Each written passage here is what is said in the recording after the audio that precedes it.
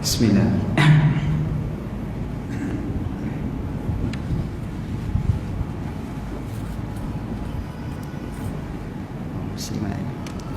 Bismillahirrahmanirrahim. Rabbi shrah li sadri wa yassir li amri wahlul 'uqdatam min lisani yafqahu qawli. Assalamualaikum warahmatullahi wabarakatuh. Alhamdulillah, wassalatu wassalamu ala rasulillah wa ala alihi wa sahbihi wa man wala. Asyhadu an la ilaha illallah wahdahu la syarika lah, wa asyhadu anna sayyidana Muhammadan abduhu wa rasuluh. Allahumma salli wa sallim wa karim wa barik ala habibina Muhammad wa ala alihi wa sahbihi wa man tabi'ahum bi ihsanin ila yaumiddin, amma ba'du. Qala Allah ta'ala fil Qur'anil Karim, a'udzu billahi minasy syaithanir rajim. Bismillahirrahmanirrahim. Makana Muhammadun aba ahadim min rijalikum walakin Rasulullah wa khataman nabiyyin wa kana Allah bikulli syai'in alima. Sadaqallahul azim. Nabi Muhammad sallallahu alaihi wasallam bukanlah ayah daripada salah seorang di antara kalian, akan tetapi Rasulullah sallallahu alaihi wasallam adalah merupakan Rasulullah, utusan Allah, iaitulah kekasih Allah yang digelar sebagai Rasulullah sallallahu alaihi wasallam. Dan Nabi Muhammad sallallahu alaihi wasallam adalah khataman nabiyyin, penyudah ataupun penutup sekalian para anbiya alaihi wassalatu wassalam. Dan sesungguhnya Allah Subhanahu wa taala mengetahui atas setiap perkara. Suratul Ahzab ayat yang ke-40, surah yang ke-33. Alhamdulillah tuan-tuan puan-puan yang dirahmati Allah Subhanahu wa taala, kita bersyukur kepada Allah kerana dengan limpah kurnia rahmat dan hidayah daripada Allah Subhanahu wa taala, kita dapat duduk dalam majlis ilmu, dapat duduk dalam Masjid Al-Muttaqin Taman Ria, Sungai Petani, Kedah, Darul Iman. Darul Iman? Darul Aman. Masya Allah, masih teringat Terengganu Darul Iman. Ceramah di sana ya, Masya Allah. Alhamdulillah, kita bersyukur kepada Allah Subhanahu wa taala kerana Allah Subhanahu wa taala kurniakan pada kita dua nikmat yang besar, iaitulah nikmat iman dan juga nikmat Islam. Dua nikmat ini kita perolehi berkat daripada Nabi kita Muhammad sallallahu alaihi wasallam. Oleh kerana itu, marilah sama-sama kita berselawat ke atas Nabi kita Muhammad sallallahu alaihi wasallam, kerana jasa dan pengorbanan Nabi Muhammad sallallahu alaihi wasallam yang begitu besar kepada kita, Masya Allah, sehingga kita sampai hari ini, dan insya-Allah semoga bertemu Allah dalam keadaan yang amat kenal tentang agama dia sendiri, dan juga dapat meningkatkan iman, keyakinan, kepercayaannya kepada Allah Subhanahu wa taala dan kepada apa yang disabdakan oleh Nabi kita Muhammad sallallahu alaihi wasallam. Kerana Nabi sallallahu alaihi wasallam itu adalah nabi, setiap perkataan Nabi sallallahu alaihi wasallam itu digelar sebagai nubuat, iaitulah perkataan Nabi Muhammad yang dikatakan sebagai wahyu daripada Allah Subhanahu wa taala. Dan Nabi sallallahu alaihi wasallam tidak mengatakan satu perkara mengikut nafsu, tapi Nabi kalau berkata mengikut wahyu daripada Allah. Wa ma yantiqu 'anil hawa in huwa illa wahyu yuha. Tidaklah Nabi sallallahu alaihi wasallam berkata mengikut nafsu, tapi yang dikata semua wahyu. Jadi nubuat adalah perkara-perkara yang akan berlaku di akhir zaman, dan apa yang Nabi sabdakan semua pasti dan mesti akan berlaku. Masya Allah, tabarakallah. Oleh kerana itu tuan-tuan, kita membenarkan Nabi sallallahu alaihi wasallam, dia adalah Shadiqul Masduq, benar lagi dibenarkan. Marilah sama-sama kita memuji Rasulullah dan kita berselawat ke atas Nabi kita Muhammad sallallahu alaihi wasallam. Allahumma salli ala sayyidina Muhammad wa ala ali sayyidina Muhammad kama sallaita ala sayyidina Ibrahim wa ala ali sayyidina Ibrahim wa barik ala sayidina Muhammad wa ala ali sayidina Muhammad kama barakta ala sayidina Ibrahim wa ala ali sayidina Ibrahim fil alamin innaka Hamidum Majid.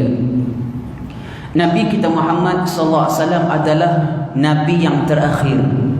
Maksudnya Nabi sallallahu alaihi wasallam adalah nabi yang menjadi penyudah dan penutup sekalian para anbiya alaihi wassalatu wassalam. Selepas daripada Nabi Muhammad sallallahu alaihi wasallam tak ada lagi nabi selepas daripada itu. Dan Nabi kita Muhammad sallallahu alaihi wasallam adalah manusia yang menjadi contoh dan tauladan bagi kita semua. Di dalam Quran Allah Taala sebut suratul Ahzab juga pada ayat yang ke-21, laqad kana lakum fi rasulillahi uswatun hasanah liman kana yarjullaha wal yawmal akhir wa zakarullaha katsira.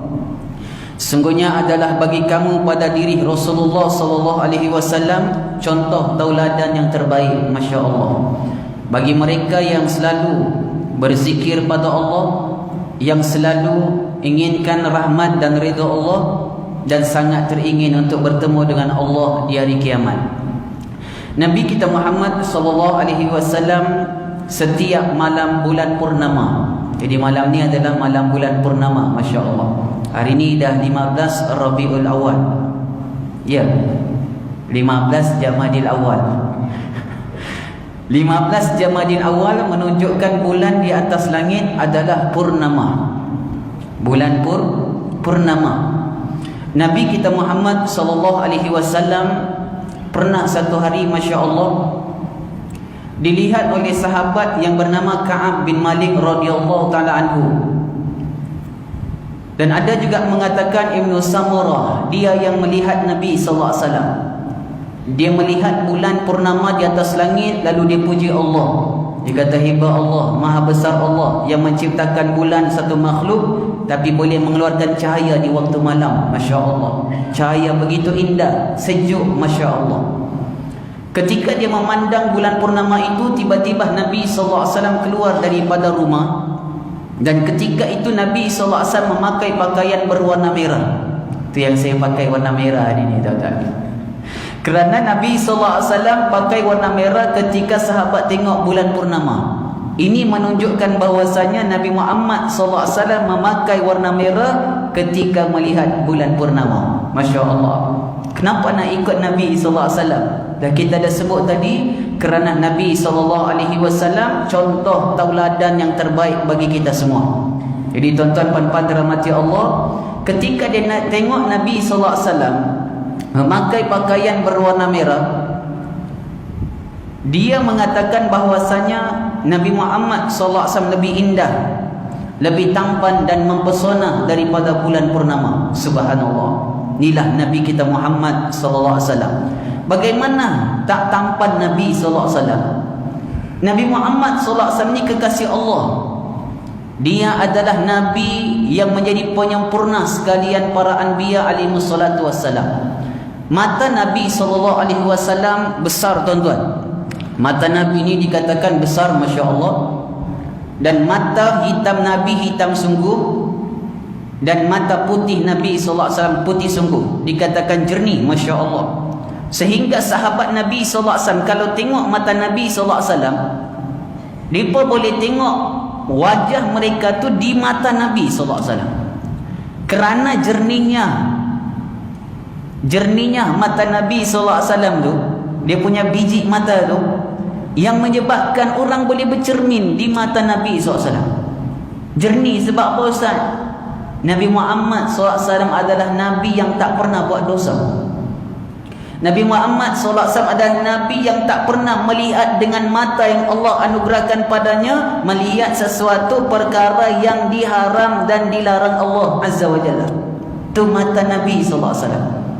Itu sebab mata Nabi jernih, masya-Allah. So kalau kita nak mata jernih, kena buat begitu. Jangan tengok perkara yang dilarang Allah. Dan bukan mata luar saja kena jaga. Ni mata batin orang panggil. Mata hati. Bila kita boleh jaga mata hati, masya-Allah, Allah Ta'ala akan kurniakan pada kita kemanisan di dalam beribadat pada Allah. Ketika kita berzikir, kita rasa seronok, kita rasa enak, kita rasa lazat. Bila kita solat, kita rasa lazat, nikmatnya sembahyang. Bila kita menuntut ilmu Allah Ta'ala, dengar cerita pasal Rasulullah, kita rasa, ya Allah, indahnya berada di dalam majlis yang menyebutkan tentang Rasulullah sallallahu alaihi wasallam. Kerana apa? Kerana hati kita merasakannya. Hati kita tu dipanggil hati yang bersih, mata batin dipanggil, mata hati. Dan orang ini digelar dalam Quran namanya ulul albab.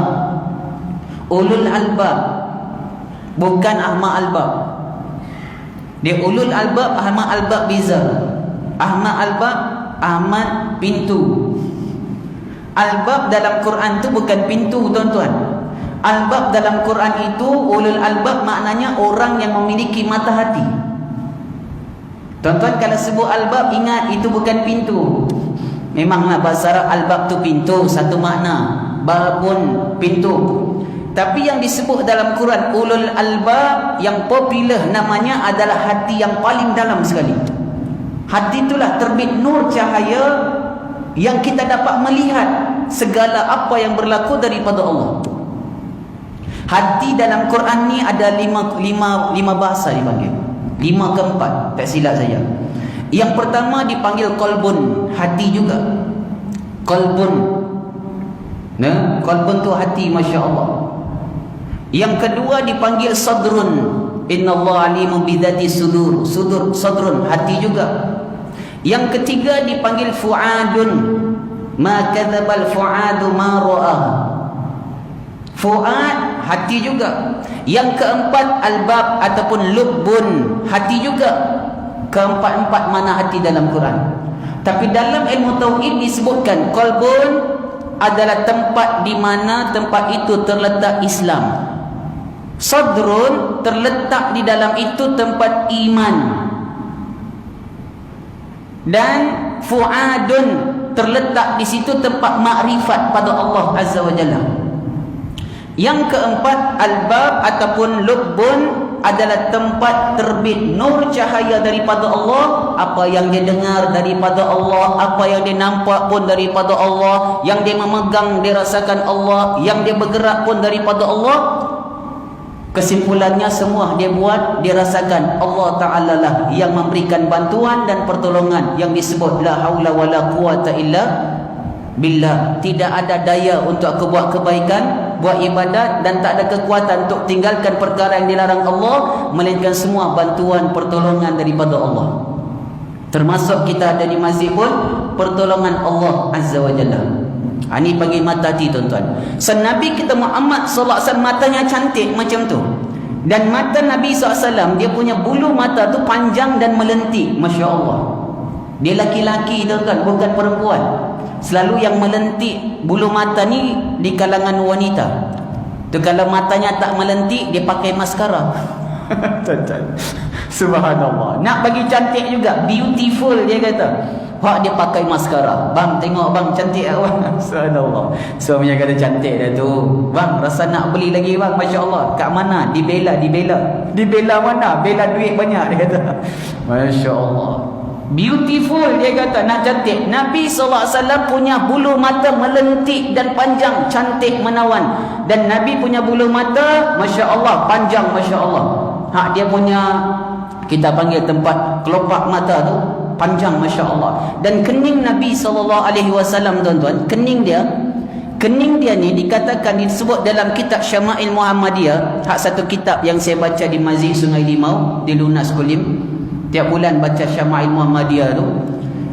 Kening Nabi SAW ni dikatakan seperti busur anak panah. Pernah tengok busur panah? Main anak panah, tuan-tuan, kan naik kuda sambil memanah. Begitulah bentuk melentiknya bulu kening Nabi SAW, dipanggil alis Nabi SAW. Memang indah, tuan-tuan, sesuai dengan wajah Nabi yang mulia. Hidung Nabi mancung, bibir Nabi besar sesuai dengan wajahnya yang mulia, Masya Allah. Gigi Nabi SAW yang teratur, cantik, Masya Allah. Pipi Nabi putih kemerah-merahan, Masya Allah. Dan kepala Nabi besar sesuai dengan kenabian dan sesuai dengan dia pada ketika itu, Masya Allah, tabarakallah. Dan rambut Nabi SAW itu banyak style. Ada satu panjang sampai sini dipanggil jumah, satu sampai di telinga dipanggil lima, satu lagi dipanggil wafra. Satu lagi Nabi cukur ketika tahallul. Ni style rambut Nabi SAW pun kena tahu juga tuan-tuan. Masya Allah. Dan Nabi SAW, Masya Allah, bibirnya besar. Tu dah kita dah cerita. Di zaman Nabi SAW, kalau bibir kecil macam Korea tu, Masya Allah, yang tu tak diminati, tak disukai. Trend waktu zaman Nabi SAW, kalau mulut kecil tu, Masya Allah, mulut macam tu rasa macam tak berapa indah di zaman dia, Masya Allah. Itu sebab Allah Ta'ala kurniakan Nabi SAW mulut yang sesuai dengan wajahnya dan sesuai dengan kenabiannya. Masya Allah, tabarakallah. Tuan-tuan, kita syukurlah apa yang Allah bagi. Tidak? Sebab kita bukan pilihan Allah, kita bukan Rasul utusan Allah. Di belakang Nabi SAW ada tanda kenabian. Tuan-tuan, tanda kenabian ni namanya Khatam An-Nubuwah ataupun Khataman Nabiyin. Tanda ini menunjukkan yang Nabi Muhammad adalah Nabi yang terakhir dan menunjukkan dia seorang Nabi. Kalau ada orang mengaku sebagai Nabi sekarang, kena tanya dekat dia ada tanda kata. Nabi SAW, tuan-tuan, panggil seorang sahabat namanya Abu Zaid. Ya Abu Zaid, ta'al. Wahai Abu Zaid, dia panggil, wahai Abu Zaid, mai sini. Abu Zaid radhiyallahu anhu ni, tuan-tuan, tukang gosok belakang Nabi. Dipanggil tukang usap belakang Nabi SAW. Tukang urut lah, paling mudah kita nak sebut. Dia panggil, udhnu minni, ya Abu Zaid, udhnu minni, famsah zahri. Ya Abu Zaid, mai sini, mai pergi belakang saya, dan tolong gosok ataupun usap belakang saya. Bukan sebab gatal, tuan-tuan. Dia suruh, satu kemuliaan bila Nabi SAW suruh sahabat sentuh badan Nabi SAW, satu kemuliaan yang agung, Masya Allah. Sebab apa Ustaz? Orang yang sentuh Nabi tak disentuh api neraka Allah Azza wa Jalla. Abu Zaid pun pergi belakang Nabi SAW.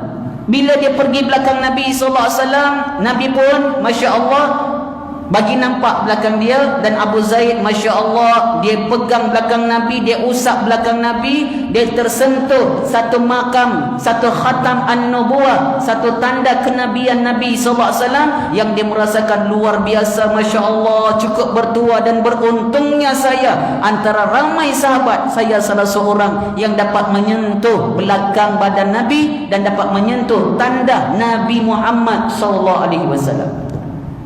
Tanda Nabi SAW ni menunjukkan ni tanda Nabi terakhir, tuan-tuan. Tak ada Nabi selepas dia. Dan ini bukti bahawasanya inilah Nabi yang disebut dalam Injil dan Taurat, yang dicari-cari oleh orang padri, dan dicari-cari oleh rohib, dan dicari oleh ahlul kitab. Masya Allah. Dia pegang, dia kata ini tanda kenabian Nabi SAW. Sahabat tanya dekat dia, Abu Zaid, bagaimana bentuk tanda belakang Nabi SAW? Bagaimana bentuk tanda kenabian Nabi SAW? Kami pun nak tahu. Kerana sahabat ada yang tak pernah tengok tanda tersebut dan tak pernah sentuh. Masya Allah. Mana ada berani-berani, buka belakang aku nak tengok. Muhammad, buka belakang aku nak tengok. Tak ada. Sebab apa? Semua sahabat beradab dan sopan pada Nabi SAW. Tanya Abu Zaid, bagaimana tanda kenabian Nabi SAW? Dia pun cerita tanda kenabian SAW, sya'ratun mujtami'atun, boleh digenggam dengan tangan, dan seperti rambut yang kita pungut selepas kita gunting lalu kita kumpul-kumpul, dan kita boleh genggam dengan tangan. Sebahagian sahabat mengatakan tanda kenabian yang ada di belakang Nabi SAW berupa bentuk seperti telur burung merpati ataupun telur burung puyuh, begitulah besarnya.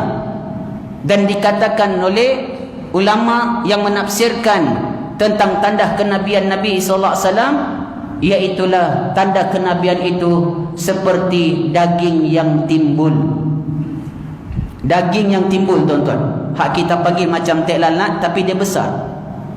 Tanda kenabian Nabi SAW menunjukkan ini Nabi terakhir. Seorang Buhairah ni, Masya Allah, ahlul kitab yang memahami kitab Injil dan Taurat. Selama ni dia memang cari di mana Nabi yang terakhir itu. Dia dah tahu tanda-tandanya apa. Tanda dia namanya Ahmad ataupun Muhammad, dan dia ada tanda di belakang. Masya Allah. Ketika mana Pakcik Nabi SAW bernama Abi Talib, ayah kepada Sayyidina Ali karamallahu wajhah wa radhiyallahu anhu, bawa Nabi SAW pergi berniaga di bumi Syam. Kan Nabi punya pekerjaan sebelum jadi Nabi ada dua. Satu berniaga, bisnes. Yang kedua pengembala kambing. Itu Nabi SAW. Tapi selepas Nabi jadi Nabi, umurnya 40 tahun, Nabi sudah tidak berniaga, Nabi juga tidak mengembala kambing, kerana pekerjaan Nabi adalah pekerjaan paling mulia pada ketika itu. Apa pekerjaannya Ustaz? Menjadi da'i dan pendakwa, mengajak manusia menyembah Allah dan menyebarkan risalah. Ini amanah, tugas, pekerjaan yang Allah berikan sendiri. Bukan siapa-siapa yang bagi, Allah Ta'ala yang bagi. Allah Ta'ala yang pilih Nabi SAW. Ketika itu umur Nabi 12 tahun, Masya Allah. Tuan-tuan, satu dunia pada ketika itu mencari mana dia Nabi yang disebutkan di dalam kitab Injil dan Taurat, yang Nabi Isa sebut. Wa idh qala Isa bin Maryam ya bani Israil inni rasulullah ilaikum musaddiqan lima baina yadayya minat Taurah wa mubasysyiran bi rasuli ya'ti min ba'di ismuhu Ahmad. Hai bani Israil, aku ini adalah nabi dan rasul yang Allah utuskan kepada kalian untuk membenarkan kitab Taurat Nabi Musa dan kitab Injil yang aku bawa. Akan datang selepas aku disebut dalam Taurat dan Injil, kata Nabi Isa AS, seorang Nabi yang namanya adalah Ahmad. Masya Allah. Jadi mereka pun cari. Sampai Nabi di bumi Syam dengan pakciknya dan para pedagang daripada bumi Mekah Al-Mukarramah, Buhairah daripada atas bukit, menyaksikan sendiri, Masya Allah, keajaiban seorang anak yang berumur 12 tahun. Masya Allah. Dia tengok awan yang menaungi anak kecil tersebut, Masya Allah, yakni Nabi kita Muhammad SAW. Nabi berjalan, awan pun ikut berjalan. Ketika Nabi berhenti, awan pun berhenti, Masya Allah. Dan dia melihat sendiri anak tersebut duduk di bawah pokok yang rimbun, dan pokok itu seolah sujud menghormati Nabi SAW. Subhanallah. Dia pun tengok kitab dia, tuan-tuan. Dia cek balik, sebab tak pernah dia menyaksikan satu keajaiban ini selama hidup dia. Dia tak pernah melihat, menyaksikan perkara luar biasa berlaku kepada seorang manusia. Dan dia kata, Masya Allah, tanda-tanda ini seperti pernah aku lihat di dalam kitab. Dia pun pergi buka kitab dia, pergi tengok kitab dia, tuan-tuan. Rupa-rupanya anak itulah yang dinanti-nantikan selama ini, yang akan menjadi Nabi akhir zaman. Tapi dia masih tak puas hati lagi, kerana yang disebut di dalam kitab dia, anak tersebut dia ada tanda kenabian di belakang badan dia. Masya Allah. Tuan-tuan, tanda kenabian di belakang Nabi sebelah mana Ustaz? Kanan ke kiri? Disebut di dalam Syama'il Muhammadiyah, tanda kenabian Nabi SAW di belakang bahu dan lebih cenderung ke arah kiri. Kenapa bukan kanan? Sebelah kiri, tuan-tuan. Bukan kita letak, bukan Nabi yang letak, tapi Allah Ta'ala yang letak melalui Jibril AS. Sebagaimana kita ada tek lalat, kita letak ke atau siapa letak? Tuan-tuan, hak semua ada tek lalat. Siapa yang letak tek lalat tu? Siapa yang cipta tek lalat? Hak bagi tanda, ni tek lalat sebelah pipi kanan, ni sebelah kiri. Ni tek lalat di tapak kaki, Masya Allah. Saya tek lalat tapak kaki ada dua, tuan-tuan, macam kena gigi ular. Sebelah mana Ustaz? Kanan. Saya anggap semoga dengan tapak kaki ini, Masya Allah, yang ada tanda ini menunjukkan saya suka pergi ke masjid, suka buat kebajikan, dan suka berjihad fi sabilillah. Semoga begitu tandanya, amin ya rabbal alamin.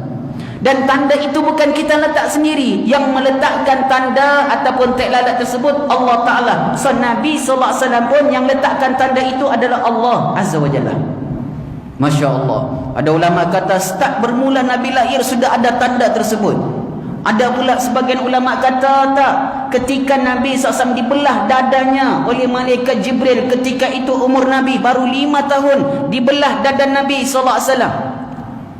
Dinaikkan di atas bukit, dibaringkan Nabi Muhammad sallallahu alaihi wasallam, dibelah dada, dan di situ juga diletakkan tanda kepada Nabi sallallahu alaihi wasallam sebagai cop ataupun stempel, cop mohor. Inilah tanda Nabi yang terakhir. Allah Ta'ala telah pilih dia menjadi Nabi yang terakhir, penutup sekalian para Nabi alaihi wassalatu wassalam. Allahu Akbar. Bertua Ustaz, bertua lah, Masya Allah. Buhairah pun panggil. Dia buat jamuan makan kerana dia nak dekat dengan anak tersebut. Bila dia buat jamuan makan, budak tu tak ada. Maksudnya Nabi SAW tu tak ada, Masya Allah. Dia pun tanya, ada tak yang tak ada? Tak hadir sekarang ni. Ada tak yang tak hadir? Sebab banyak kosong lagi, dia kata. Masya Allah. Dan jadi dia pun jawab, ada di sana seorang anak kecil yang sedang menjaga kami punya barang dagangan. Panggil dia. Panggil tuan-tuan, dia tengok dari jauh, dia tahu dah ini manusia luar biasa. Anak ini anak luar biasa. Sampai-sampai dia depan Buhairah minta izin dibuka belakang Nabi sallallahu alaihi wasallam. Tengok ada tanda kenabian. Lantas dia kata, siapa ayah anak ini? Abi Thalib kata, saya. Dia kata, no, dia ni tak ada ayah. Dia ni lahir sebagai yatim, dan ketika dia membesar sekarang, dia adalah anak yatim piatu. Tak ada ibu, tak ada ayah. Maksudnya ibu ayahnya sudah meninggal. Nabi Muhammad lahir, ayahnya sudah meninggal. Ketika umur Nabi SAW 5 tahun, ibu dia pula meninggal, Masya Allah. Dekat umur 2 tahun. Dijagalah Nabi SAW oleh Halimatus Sa'diyah, Masya Allah. Jadi tuan-tuan perempuan dirahmati Allah, kata Abi Thalib, benar. Memang anak ini anak yatim piatu, dan saya adalah penjaga dia. Sebagai seorang pakcik yang diamanahkan oleh datuk saya, bapak saya Abdul Muttalib, untuk menjaga dia, Masya Allah. Kata Buhairah tadi, anak ini akan jadi anak pemimpin yang besar akhir zaman nanti. Dia adalah Nabi rahmatan lil alamin, sebagai pembawa rahmat ke seluruh alam. Bawa pulang dia, Masya Allah. Sebab apa? Sebab semua orang sedang cari dia. Kalau orang jumpa dia, orang akan bunuh. Siapa yang cari? Orang Yahudi. Na'udzubillah. Ni Yahudi, tuan-tuan, mereka cari. Masya Allah. Nak tahu daripada mana, keturunan mana anak tersebut. Kalau bukan daripada mereka akan benci dan juga akan dengki, Masya Allah. Dan mereka pasti akan bunuh Nabi Muhammad SAW. Tapi Allah jaga Nabi kita Muhammad SAW. Sebagaimana Allah Ta'ala jaga Nabi-Nabi lain. Seperti Nabi kita Isa AS. Nabi Isa nak dibunuh oleh Bani Israel. Tapi Allah Ta'ala angkat Nabi Isa AS. Tapi mereka berbangga. Mereka kata, kami telah bunuh Isa AS, putra Maryam, Rasulullah. Allah Ta'ala kata, mereka tak bunuh Isa, mereka tak salib Isa. Tuan-tuan boleh buka dalam surah An-Nisa ayat 157, 158, 159, menceritakan tentang Nabi Isa. Allah Ta'ala beritahu, mereka tak bunuh Isa, mereka tak palang atau tak salib Nabi Isa, tapi aku angkat Nabi Isa naik ke langit. Allah Ta'ala kata pada dia, wa qaulihim inna qatalnal masiha Isa ibn Maryam Rasulullah wa ma qataluhu wa ma salabuhu walakin syubbiha lahum. Allah Ta'ala kata, Bani Israel mereka berbangga, mereka dakwah kami telah bunuh Isa putra Maryam, seorang rasul utusan Allah. Allah Ta'ala jawab, wa ma qataluhu, mereka tak bunuh pun Isa. Hak mereka dakwah kata kami bunuh Isa, mereka tak bunuh Isa. Isa tak mati. Yang kedua, mereka tak salib Nabi Isa. Wa ma salabuhu, salabu maksudnya salib. Mereka tak salib Nabi Isa. Habis itu yang mereka sembah Jesus yang kena salib tu, Ustaz, patung dia, itu bukan Isa AS. Ya tak? Itu bukan Isa AS. Habis itu siapa? Allah Ta'ala kata, walakin syubbiyalahum, itu adalah orang yang diserupakan wajahnya seperti sebiji macam Nabi Isa AS. Allah Ta'ala dah sebut, kita nak percaya Allah ke, Quran ke, ataupun selain daripada tu, kita kena percaya Allah. Allah dah kata begitu.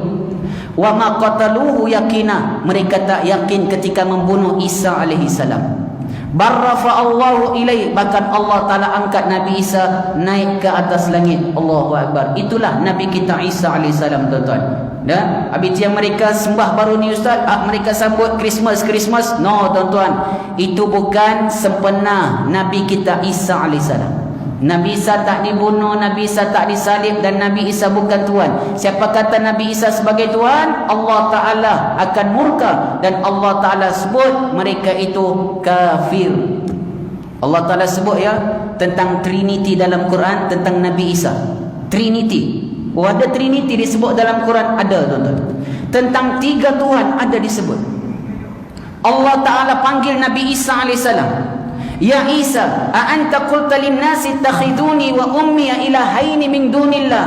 Tuan-tuan boleh tengok surah Al-Maidah ayat 116. Muka surat 127, Allah Ta'ala tanya ke Isa.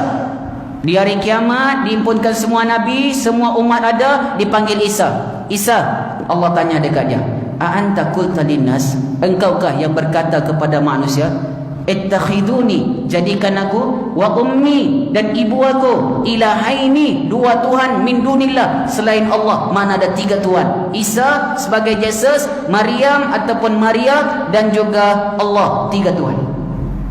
Allah tanya dekat Isa. Sebab apa?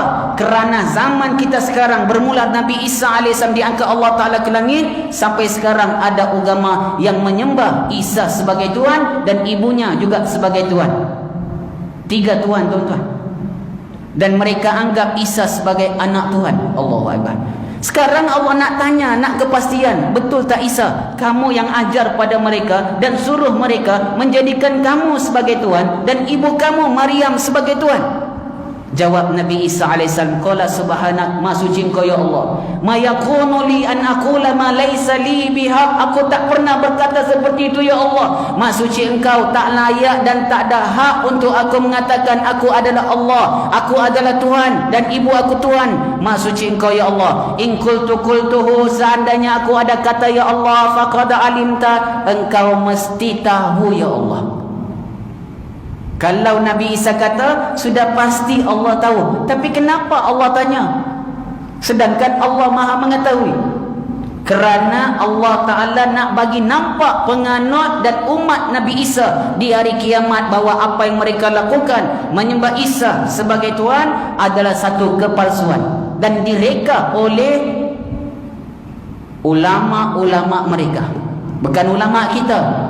Maksudnya padri-padri dan rahib mereka yang mengubah kitab Injil asal jadi Bible, dan kitab Taurat jadi Talmud. Jadi mereka lah yang menyuruh untuk menyembah Jesus sebagai anak Tuhan. Allah Ta'ala sebut lagi surah Al-Maidah ayat 73, laqad kafara alladhina qalu innallaha salisu salasa wa ma min ilahin illa ilahu wahid wa illam yantahu amma yaqulun la yamassana an-nar lahum minhum adzabun alim. Allah Ta'ala kata, kafirlah orang yang mengatakan Allah salah satu Tuhan daripada 3 Tuhan. Maksudnya Trinity, tuan-tuan. Siapa berkata begitu, kafir, Allah Ta'ala kata. Dan sedangkan Allah Ta'ala tidak ada Tuhan melainkan Dia. Dia Maha Esa. Bukan Allah itu Isa putra Maryam. Allah tu Maha Esa. Bukan Allah Ta'ala itu adalah Isa putra Maryam, sebagaimana yang difahami oleh golongan-golongan Nasrani. Ini kena faham, Masya Allah, tabarakallah, tuan-tuan. Kalau mereka tak berhenti daripada mengatakan putra Maryam, yakni Isa, sebagai Tuhan, nescaya aku akan azab dia dengan azab yang pedih. Ini Allah Ta'ala ancam, dan Allah Ta'ala sediakan azab yang pedih kepada mereka. Na'udzubillah min zalik. Tuan-tuan puan-puan yang dirahmati Allah Subhanahu wa Ta'ala, Isa nak dibunuh, tapi Allah Ta'ala selamatkan Isa.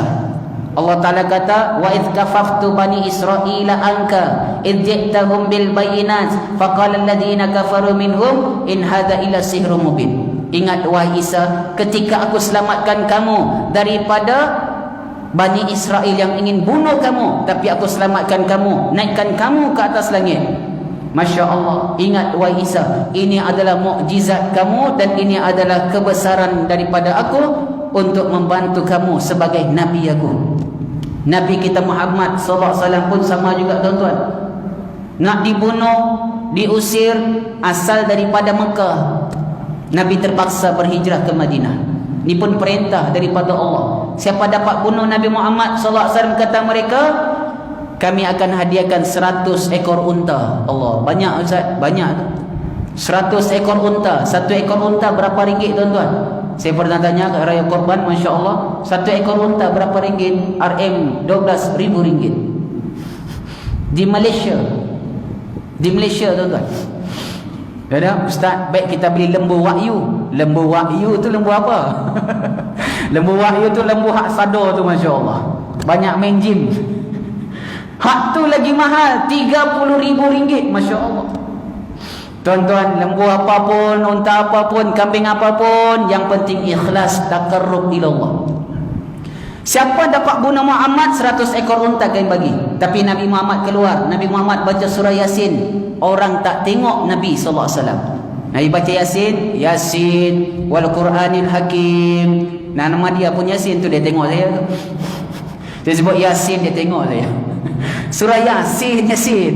Nama dia Yasin, tuan-tuan. Yasin wal Quranil Hakim. Yasin demi Quran yang bijaksana, yang smart. Quran ni tuan-tuan bijaksana. Nama Hakim maksudnya bijaksana. Dalam bahasa orang putih dipanggil smart.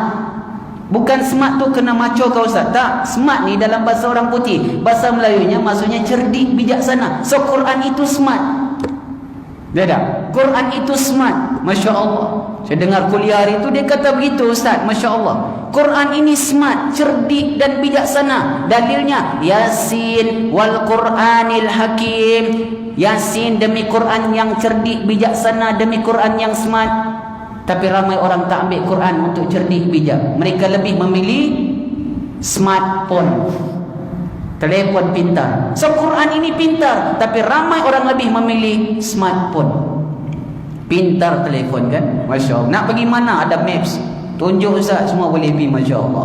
Kerana nak kirim duit tak payah pergi bank, di rumah pun boleh online. Allahu Akbar.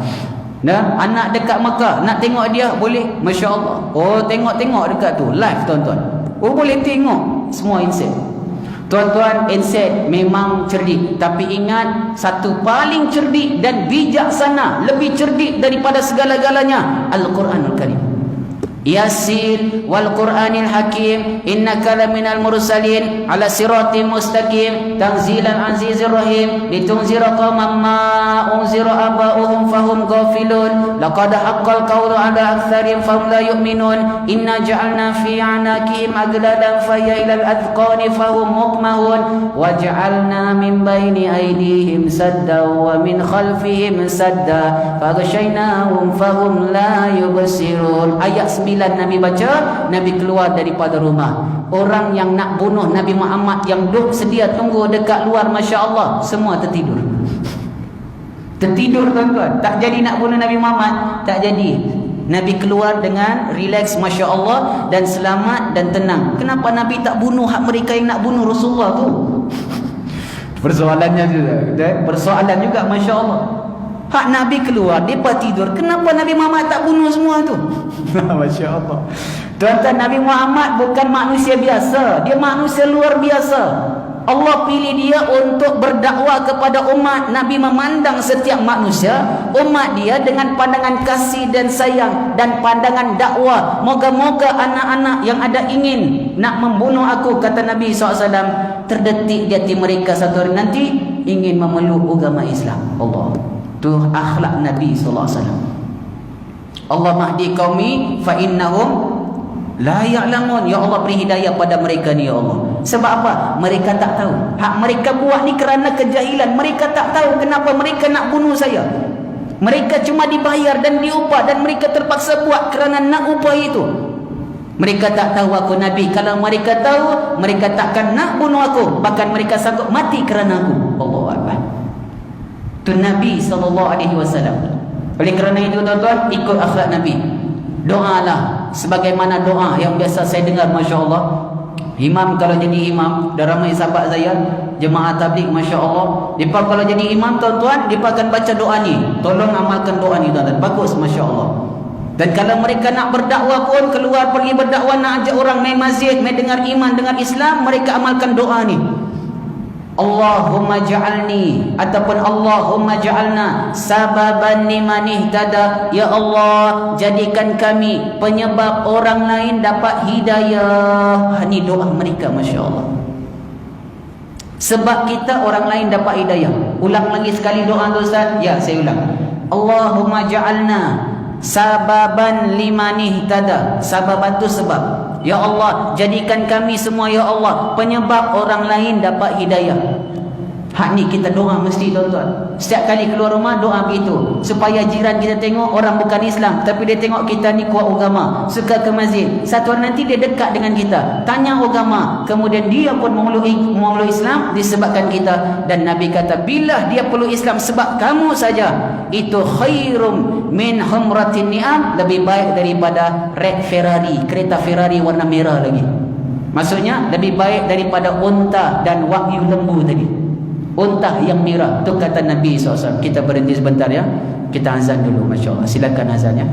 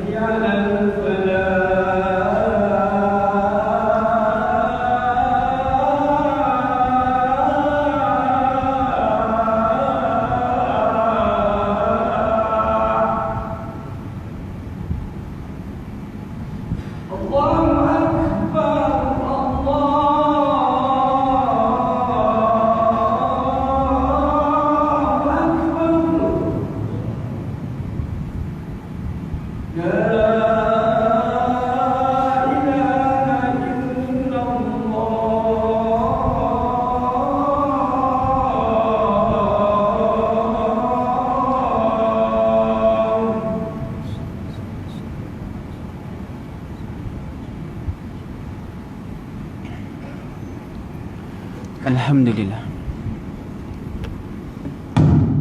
Alhamdulillah. Alhamdulillah Allahumma rabb hadhihi da'wati tammati wassalatil qa'imah ati sayyidina Muhammadan wasilata wal fadilah wa ba'atha maqama mahmudan alladhi wa'adta innaka la tukhliful mi'ad. So doa ni insya-Allah tuan-tuan, doa ni siapa yang baca dapat syafaat Nabi sallallahu alaihi wasallam. Nabi kata siapa yang baca doa tu halat selalu syafaati, dia akan dapat syafaat Nabi sallallahu alaihi wasallam di hari kiamat. Siapa yang tak nak tuan-tuan, semua nak, termasuk saya. Saya pun nak syafaat daripada Nabi sallallahu alaihi wasallam. Tuan-tuan tahu apa makna syafaat? Selama ni dengar syafaat, ya Allah aku nak syafaat daripada Rasulullah, tapi tak tahu apa makna. Baik, saya beritahu makna syafaat. Syafaat, ta'rif bagi syafaat dari sudut bahasa, syafaat ni pertolongan. Adapun dari sudut istilah syarak, syafaat ini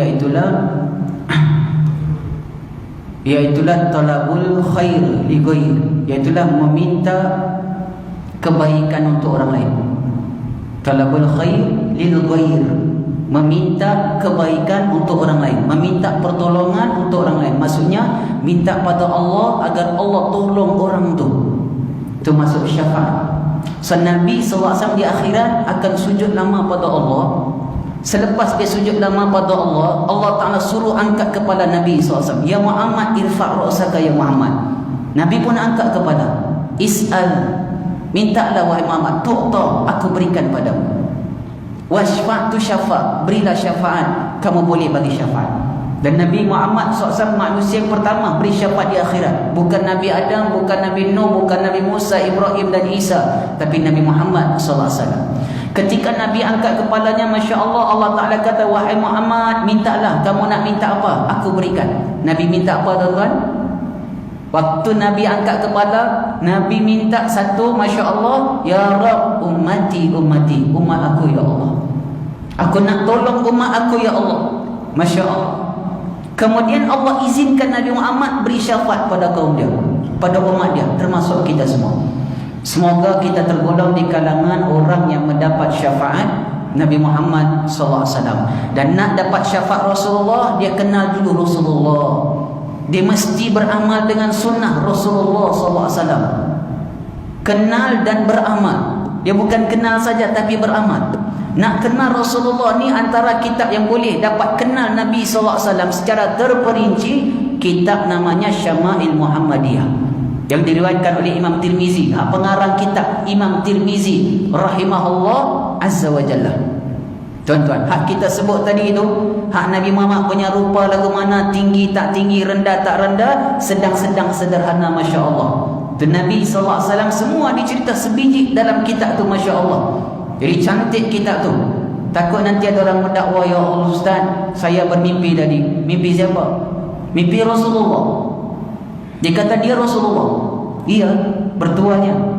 Kita pun tanya dekat dia, hak tadi kamu mimpi Rasulullah tu rupanya macam mana? Bentuk badannya macam mana? Ustaz, saya tengok rupa dia Masya Allah memang handsome.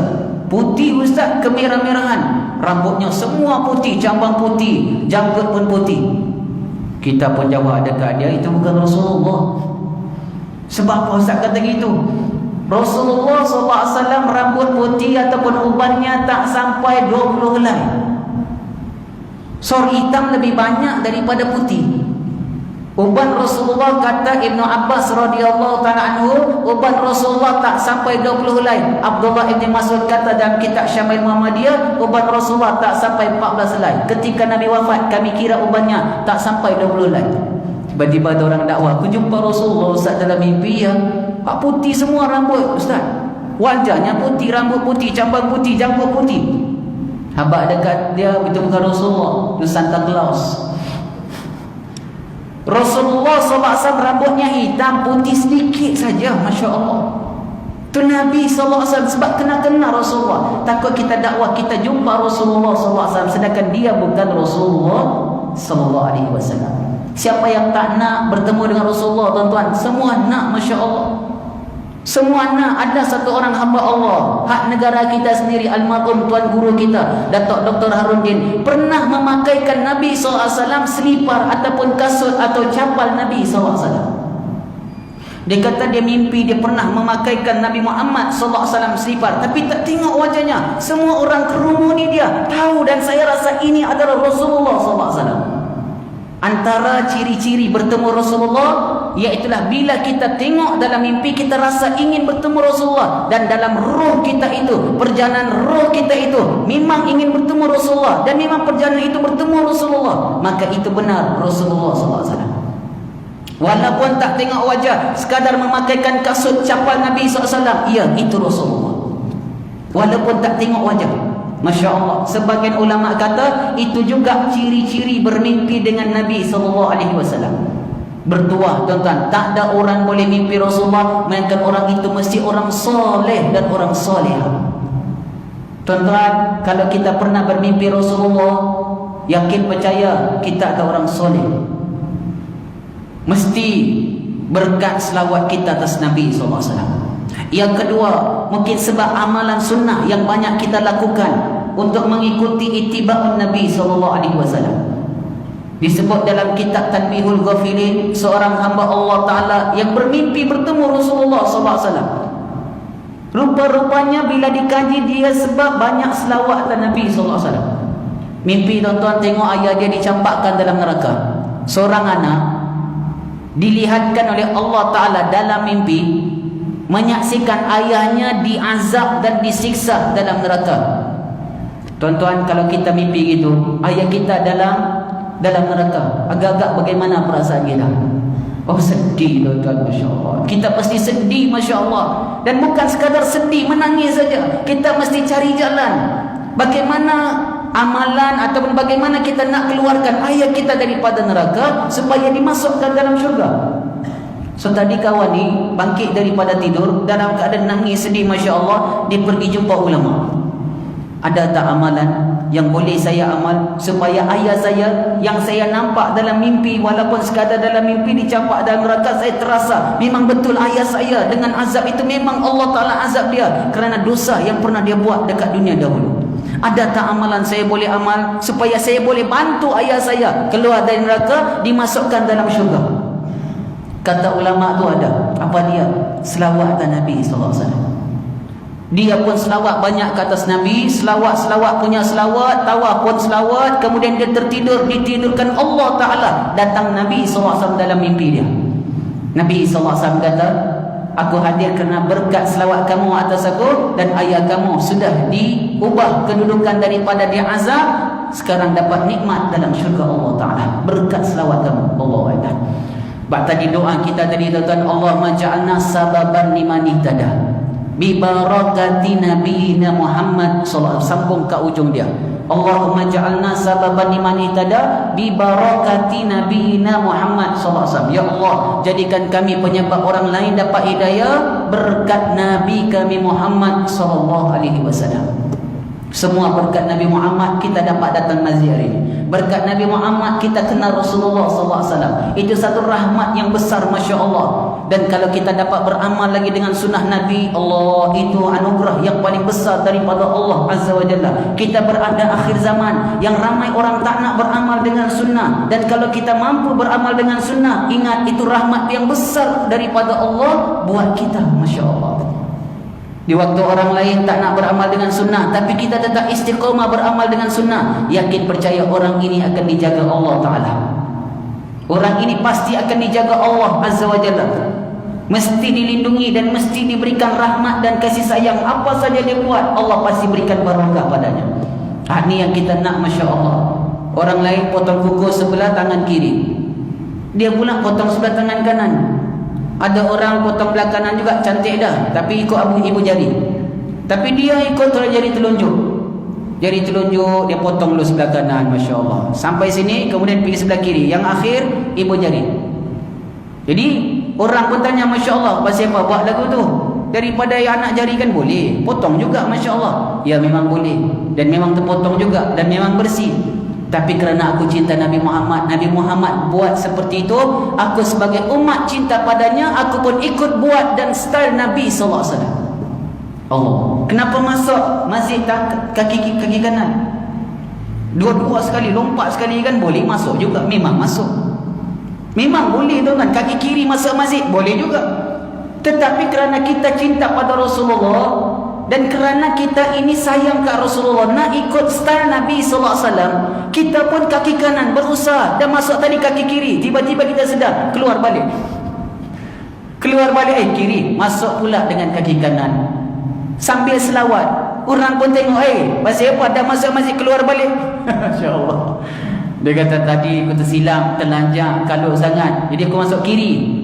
Tapi teringat Nabi Muhammad kanan dulu baru kiri. Kanan dulu, Masya Allah, tu aku keluar balik. Kemudian ambil sunnah Nabi SAW. So aku dapat pahala kerana ikut sunnah Nabi. Oh, lagu tu ke? Lagu tu lah, Masya Allah, kenapa buat begitu? Ini tanda orang cinta kat Nabi SAW. Masya Allah, tuan-tuan. Pakai baju, pakai pakaian, jubah ke apa segala bagai, kanan dulu baru kiri. Ustaz, semua pakai teruskan boleh? Memang boleh, semua boleh. Tetapi kita nak amalan itu, pekerjaan itu menjadi sunnah dan ibadat, dapat pahala, ikutlah Nabi SAW. Nabi diutus Allah untuk diikuti dan dicontohi, tuan-tuan. Bukan sekadar kita bangga dengan Nabi kita, tapi kita nak ikut dia, nak contohi dia. Daripada perlembagaan politiknya ke, ekonomi perniagaannya ke, ataupun ibadat dan amalnya ke, Masya Allah. Dan seluruh munakahat, jinayat, kita semua nak ikut Nabi SAW. Sebab apa? Ada berkat dan pertolongan Allah Azza wa Jalla, termasuk dalam perubatan kita sekarang. Jangan ruqyah ke. Ustaz, sekarang ni kan COVID. Yalah, Masya Allah. Tuan-tuan, Nabi SAW kata, Nabi SAW kata, Masya Allah, ma anzalallahu da'i illa anzalallahu syifa. Tidak diturunkan Allah satu penyakit, melainkan Allah Ta'ala turunkan juga beserta penyakit itu penawar dan ubat dia. Mesti ada penawar dia, tuan-tuan. Setiap penyakit ada penawar, ada ubat. Kata Nabi SAW, likulli da'in dawa, fa'idha usiba bihi dawa'u da'i bara'a bi'idnillahi azza wa jalla. Disebut dalam riwayat Imam Muslim. Nabi SAW kata, Masya Allah, bagi setiap penyakit ada ubat dia. Apabila bertemu antara penyakit dan ubat, nescaya sembuh dengan izin Allah. Tuan-tuan, ni khabar gembira bagi orang yang ada penyakit. Jangan risau, ada penawar, ada penyembuh. Tinggal ikhtiar saja. Satu je, tak ada ubat, mati saja, tuan-tuan. Selagi tak mati, selagi itu kita ada ikhtiar, selagi itu kita boleh berusaha, selagi itu kita ada masa depan, selagi itu kita ada apa yang kita inginkan. Kita nak sembuh, Allah boleh berikan sembuh. Yang penting kamu kena buat sebagaimana yang Allah perintahkan. Kalau penyakit, satu penyakit itu, Masya Allah, ada penawar dia di hospital, di klinik, ya pergi. Mungkin itu penawar yang Allah telah ciptakan, Masya Allah. Kalau penyakit COVID ini dikatakan ini penawarnya, ya kita juga kena ambil kerana ini adalah ubat dia. Yang Allah juga takdirkan ubat itu dan penyakit sama-sama takdir Allah Ta'ala. Tidak diturunkan satu penyakit, melainkan Allah juga turunkan penawar penyembuh dia, Masya Allah. Tuan-tuan, puan-puan dirahmati Allah Subhanahu wa Ta'ala, bila mana kita sakit, ada ubat tak dalam Islam yang Nabi guna? Ada. Antaranya madu, kurma, Masya Allah, habbatus sauda, hujan hak turun daripada langit. Sayyidina Ali karamallahu wajah, bila hujan turun dia demam, tuan. Dia demam, hujan turun, dia ambil air hujan, dia tadak sedikit dekat gelas ke, dekat apa benda ke, cebok kat segala bagai, tuan-tuan, gayung ke, Masya Allah, dia letak kat situ. Kemudian dia campur dengan madu, dia tambah dengan ayat suci Quran tentang perubatan ataupun syifa. Dia gaul bubuh air hujan tadi hak turun tu, air suci. Wa nazzalna minas sama'i ma'an tahura wa nazzalna minas sama'i ma'an mubarakah. Dua ayat ini cerita tentang air hujan tu suci. Yang kedua, air hujan itu berkat. Ayat 9 dalam surah Qaf dan ayat ke-48 dalam surah Furqan. Allah Ta'ala sebut air hujan itu suci, satu. Yang kedua, air hujan itu berkat. Sayyidina Ali karamallahu wajah pergi ambil. Dia campur madu dan dia ambil ayat suci Quran, dia letak dalam tu, Masya Allah. Dia gaul. Bila dia gaul, tuan-tuan, dia pun minum. Dengan izin Allah, ya Allah, sembuhkanlah penyakit saya. Selepas dia minum, sembuh dengan izin Allah Azza wa Jalla. Masya Allah. Saya, tuan-tuan, kalau hujan turun, saya suka ambil wuduk. Berwuduk, tuan-tuan, berwuduk air suci, Masya Allah. Siapa yang suka berwuduk dengan air hujan, ingat itu salah satu air yang mutlak. Air mutlak ada berapa? 7, 7 tuan-tuan. Salah satu di antaranya air hujan. Saya kalau diizinkan Allah 7 saya nak ambil air wuduk tuan-tuan. Air salji, air hujan, air laut, air sungai, air perigi, air mata air. Yang ke-7 air embun. 7 saya nak berwuduk. Sekarang ni musim salji. Boleh berwuduk dengan salji Ustaz? Boleh ya?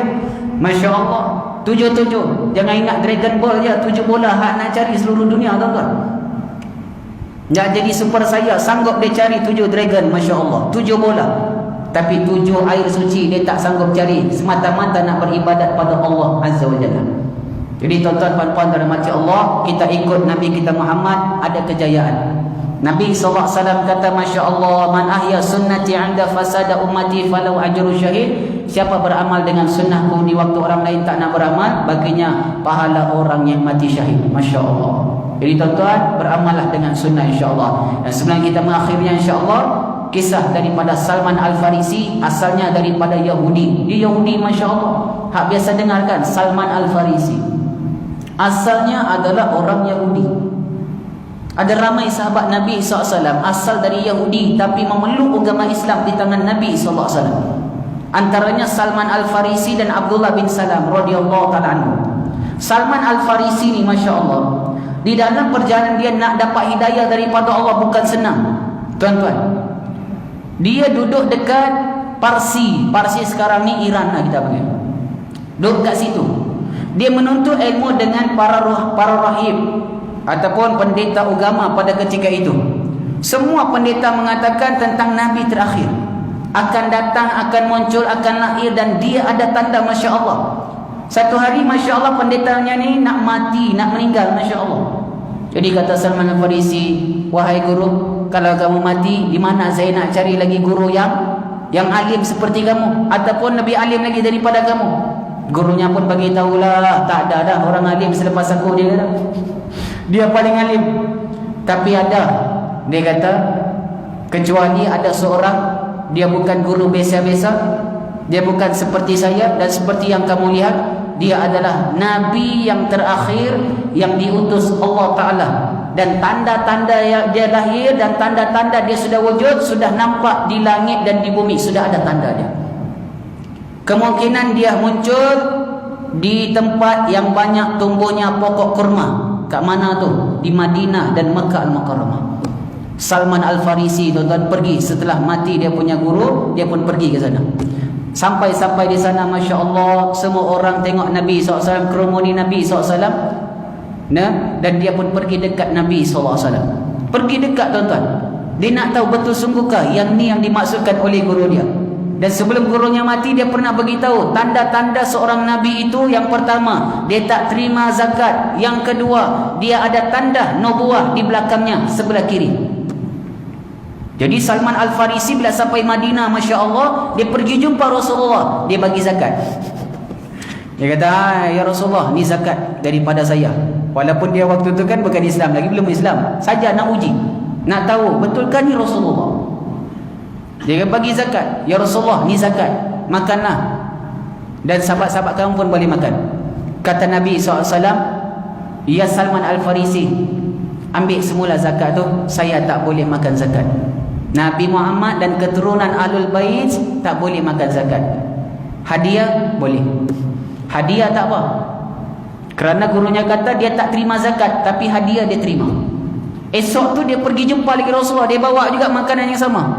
Ya Muhammad, nah, ya Salman, semalam kau bagi zakat, aku dah bagi. Ni apa pula?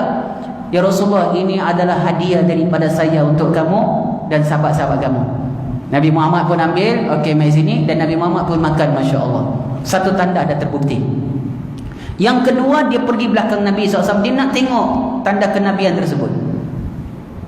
Nabi Muhammad sedar, Masya Allah. Nabi Muhammad angkat syal dia, ni kain kan, syal, Nabi pakai syal ni, Masya Allah. Sebila Nabi Muhammad angkat kain dia, nampak ada tanda di belakang. Kemudian Salman Al-Farisi peluk Nabi SAW, dan dia pun mengatakan, ya Rasulullah, benar sungguh kamu adalah Nabi yang terakhir, dan saya beriman dengan kamu. dan saya insya-Allah akan menjadi seorang Islam. Asyhadu an la ilaha illallah wa asyhadu anna Muhammad Rasulullah. Dia perlu Islam tuan-tuan. Hak Salman Al-Farisi yang memiliki idea menggali parit ataupun perang Ahzab itu. Masya-Allah. Hebat tuan-tuan. Ni Salman Al-Farisi namanya. So siapa nama Salman Al-Farisi? Itu antara sejarah pendek yang boleh saya cerita. Nak sejarah panjang, buka dalam kisah para sahabat ridwanullah alaihim ajmain. Jadi tuan-tuan puan-puan dirahmati Allah, kita akan baca surah Al-Mulk. Sebelum kita menutup kuliah, kita baca surah Al-Mulk macam biasa insya-Allah ya. Sama-sama kita ikut SOP. Itu yang saya pakai mak je dari tadi sampai sekarang. Masya-Allah. Nak ikut SOP. Taat sungguh ni insya-Allah ya. Masya-Allah. Baik tuan-tuan, sama-sama kita baca. Dan ini adalah amalan kebiasaan yang kita buat di Masjid Al-Muttaqin Taman Ria Sungai Petani ni ya. Masya-Allah tabarakallah. Baik, insya-Allah semua dah ada. Yang dah hafal tu tak apalah kan. Dah ada dalam dada dia, masya-Allah, hebat tu. Orang dah hafal tu memang hebatlah. Dia akan dapat memiliki kerajaan nanti. Al-Mulk ni maksudnya kerajaan tuan-tuan. Al-Mulk maksudnya kerajaan ataupun raja. Siapa nak menguasai hati dia, nak merajai hati dia, hari-hari kena baca Al-Mulk. Dia boleh menguasai hatinya dan dia tak akan dikuasai oleh nafsu dia. Insya-Allah. Ni Al-Mulk ni punya kelebihan begitu, masya-Allah. Nama Al-Mulk tuan-tuan memang maksudnya kerajaan Allah. Tapi kita juga memiliki kerajaan dalam tubuh badan, iaitu kita sebagai raja, dan hati kita itulah yang apa dikatakan memerintah seluruh rakyat, yang dipanggil seluruh anggota badan kita. Baik, kita teruskan insya-Allah bismillah.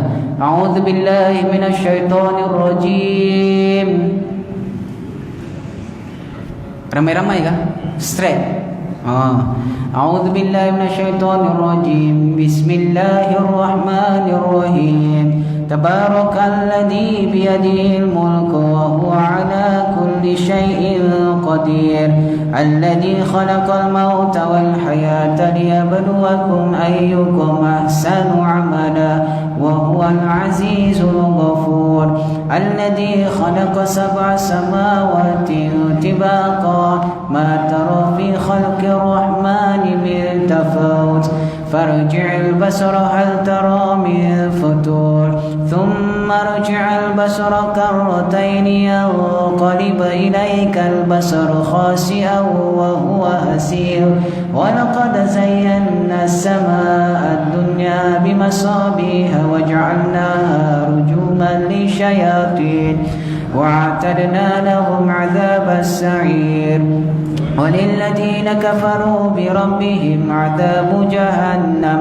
وبئس المصير إذا ألقوا فيها سمعوا لها شهيقا وهي تفور تكاد تميز من الغيظ كلما ألقي فيها فوج سألهم خزنتها ألم يأتكم نذير قالوا بلى قد جاءنا نذير فكذبنا وقلنا ما نزل الله من شيء إن أنتم إلا في ضلال كبير وقالوا لو كنا نسمع أو نعقل ما كنا في أصحاب السعير فاعترفوا بذنبهم فسوقا لأصحاب السعير إن الذين يخشون ربهم بالغيب لهم مغفرة وأجر كبير وسروا قولكم واجهروا به إنه عليم بذات الصدور ألا يعلم من خلق وهو اللطيف الخبير هو الذي جعل لكم الأرض ذلولا فامشوا في مناكبها وكلوا من رزقه وإليه النشور أأمنتم من في السماء أن يخسف بكم الأرض فإذا هي تمور أم أمنتم من في السماء أن يرسل عليكم حاسبا فستعلمون كيف نذير ولقد كذب الذين من قبلهم فكيف كان نكير أولم يروا إلى الطير فوقهم صافات ويكبر ما يمسكهن إلا الرحمن إنه بكل شيء بصير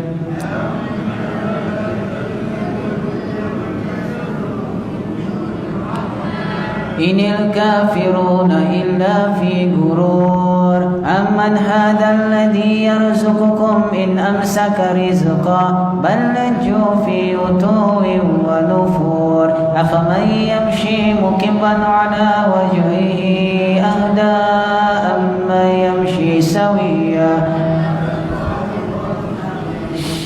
قل هو الذي أنشأكم وجعل لكم السمع والأبصار والأفئدة قليلا ما تشكرون قل هو الذي ذرأكم في الأرض وإليه تحشرون ويقولون متى هذا الوعد إن كنتم صادقين قل إنما العلم عند الله وإنما أنا نذير مبين فلما رأوه زلفة سيئت وجوه الذين كفروا وقيل هذا الذي كنتم به تدعون قل رأيتم إن أهلكني الله ومن معي أو رحمنا فمن يجير الكافرين من عذاب أليم قل هو الرحمن آمنا به وعليه توكلنا فستعلمون من هو في ضلال مبين قل رأيتم إن أصبح ماؤكم غورا فمن يأتيكم بماء معين صدق الله العظيم. Wabillahi taufiq. Wassalamualaikum warahmatullahi wabarakatuh.